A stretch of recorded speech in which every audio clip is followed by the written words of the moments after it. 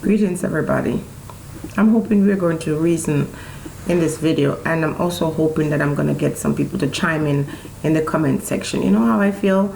I love when you talk back to me. I appreciate it, but it just gives me, incentive to have this conversation. But when you don't talk back in the comment section, then I don't know if you receive it or not. And I do appreciate it. I know I get a thumbs up here and there, and it tells me that you're feeling me or whatever. But today I particularly want to hear from you in this topic that I'm discussing. Now, before I go any further, big up yourself, apple cider. I sometimes go creeping at a particular time in the day, and for some reason you always catch me, and I already explained to you what the story is about that. But I move on spirit. When the spirit moves me, I move. I also want to share a dream with you before I continue with this conversation. I had a dream this morning, and I think it was very poignant and really influenced the way I see things and people. And I think it's the spirit way of saying, look at life this way, understand this before you participate or you get engaged in any conversation with anybody about things that you know nothing about. The dream was, I was walking with a friend, an old colleague, and we were discussing girl things in the dream. And I saw two men fighting, and when we went over to see if we could do something to, stop that, one man was on top and the next one was below. And the man that was on top had his neck in a chokehold, and the one beneath was really holding on to that neck very tightly. So I got down on my knees and I pulled them apart, and the one that was on top, he was gasping for air, and he showed me that his finger was scratched because of what the one beneath was doing to him. So we turned to the one on the ground to say to him, why would you do this? Now, I'm not going to tell you the race of these persons, but they're two men. And then we turned to the one on the ground who we thought was the aggressor, and we said to him, why would you do this? Why were you doing this to the person? How could you try to take somebody's life?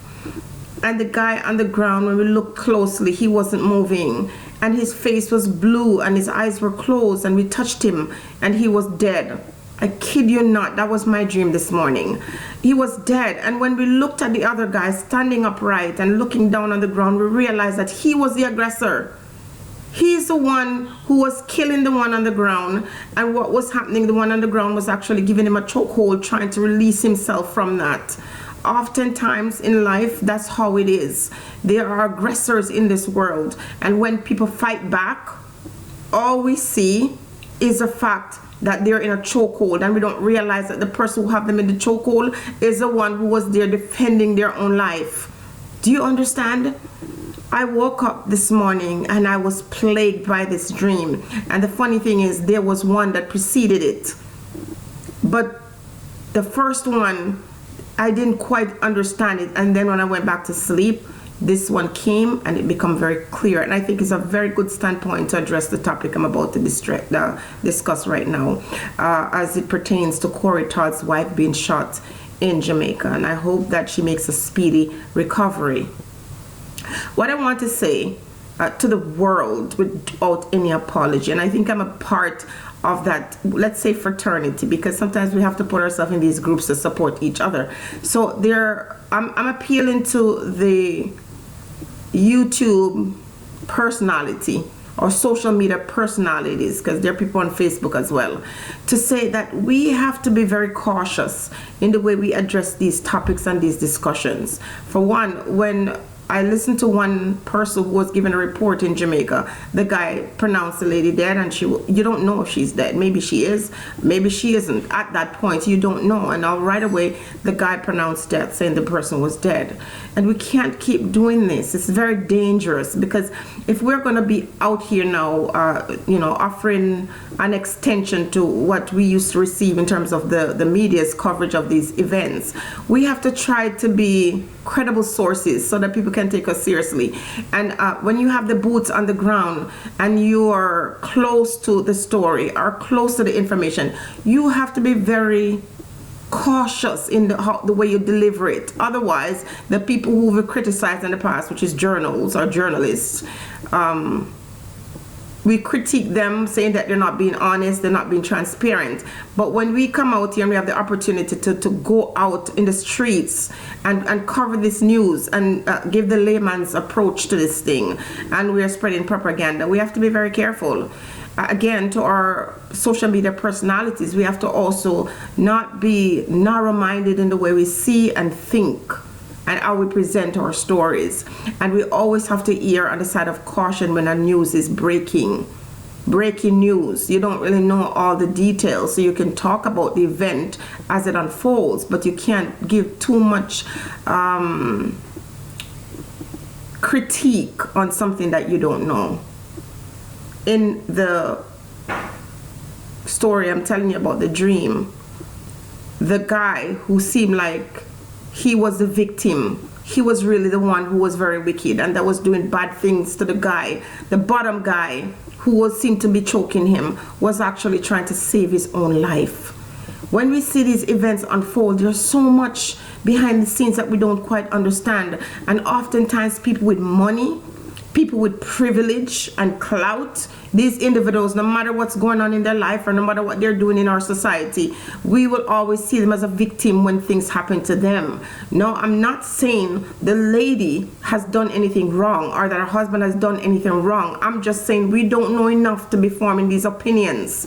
I also want to say that as much as I criticize the Jamaican government, I want to make this very clear in this video that government can't micromanage the whole nation. They can micromanage it, but they can macromanage it, but they can't micromanage it, meaning that you can't control every person's life, because once the government take that position where they want to try to control everybody's life and dictate what is right and wrong in everybody's life, even the people protest.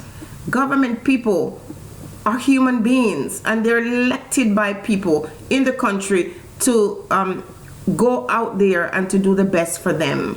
So when you vote for a party, you give the party a platform, because they come to you and they tell you, this is what I'm going to do, this is what I plan to do, and so on and so forth. And so when you vote for that person, you're saying, okay, that's what we want, go ahead and implement this. But they can't control your life. That's why people protest in great nations, social United Nations, and all these different countries in the world. People protest when government bodies take it upon themselves to do things that the people don't approve of. We got the power. We are the people. We are the power. We give you permission to take leadership, but you don't control the people. The people are the ones who dictate to you what they want.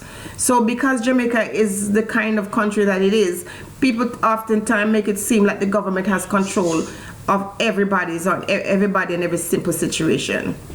So in the case of Cory Todd's situation that is now unfolding, government should not be mentioned in this. It has nothing. You don't know what happens in people's private life. You don't know this female. You don't know if she has caused any enemy.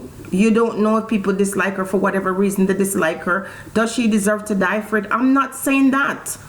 But I'm saying you can't just start to assume that, other people are just going out there and destroying these good, hard-working people. You don't know what they do in private. You don't know what they're up to. You don't know what people are doing in their private life. Can I repeat that?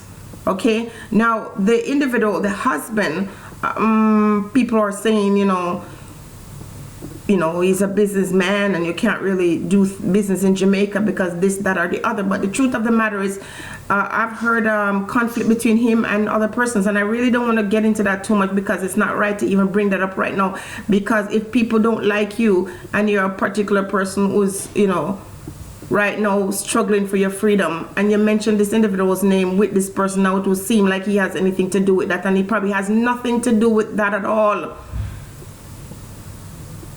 There was there was an incident when Cory Todd took off his belt and beat an adult. So it isn't like this individual is somebody who is just squeaky clean and is just perfect. I don't know him. I don't know what's going on in these individuals' life. I don't know if the situation is between him and his wife, why people are automatically assuming that this person, you know, was hit by other people, and what is happening between. Just let me leave that for now. We have to be careful. Get the information. I'm also saying that as I am speaking about this, and everybody else will be speaking about it for a little while, please understand that also that there is a certain kind of excitement that we get. People nowadays, and this is a world thing, people get excited about hearing things that used to make us cringe. You see, when in the past, when something like this happened, people don't have words. They don't know what to say. They're so confounded. They're so frightened by the whole situation. But now there's a certain element of excitement that goes out in talking about these tragic things that happens in our country and in our world. Jamaicans, you need to be careful with these guesses and these rumors, because you don't know. Everyone can paint a scenario that is so far from the truth. So you allow the police officers to do their investigation, and you allow nature to take course, and you give it time for things to unfold before you start incriminating other people in these things. It's not good. It's not nice to end up in prison for something that you didn't do, only because the court of opinion, the public court of opinion, cast doubt or bring up assumptions about people's life and say things that stick in people's mind. We're human beings. Now, before I end this video, I'm going to say that when we were in Jamaica and we were young people, they had this thing called telephone conversation, where you tell someone something and we're in a circle, and people would transmit that information from one person to the next, and by the time it comes around, it's completely distorted.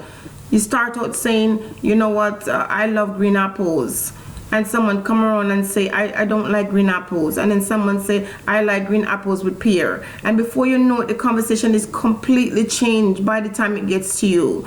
And so when you hear these stories and these speculations, and listen, our culture, our Jamaican people, man, when they tell you something, they have this thing of saying, if it no go so, it nearly go so. That is their justification for just making up stories about people.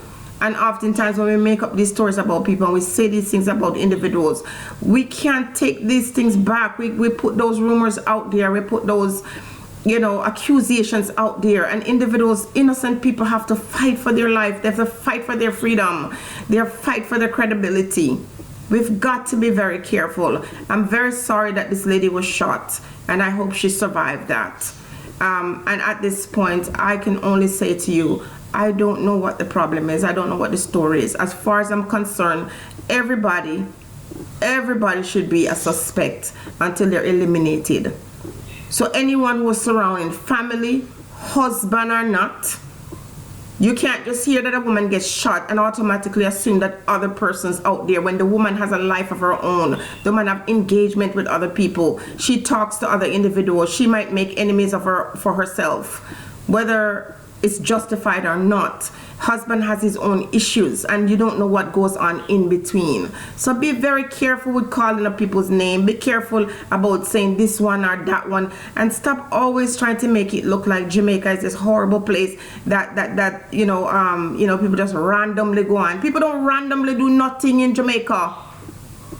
People are mixed up in things, and I don't care who they are or where they come from. People get mixed up. If I go to my country and something happens to me, chances are it's people who have engagement with me. They don't like me because I rub them the wrong way, or they just, you know, it's not always black and white. It's not always black and white. And I will end by saying that sometimes the person who is seen as the aggressor is sometimes responding with a stranglehold, trying to save their own life. You just don't know. And because you don't know, you can talk. We are free to talk. These topics are very interesting. People get excited about having these discussions. Ain't nothing wrong with that. But you as the mediator, you as a person who's, let's say, the host, have to let the people speak. But you in no way, until you get those concrete stories and information, must not contribute to a story that could destroy someone who is innocent. Be blessed, everyone.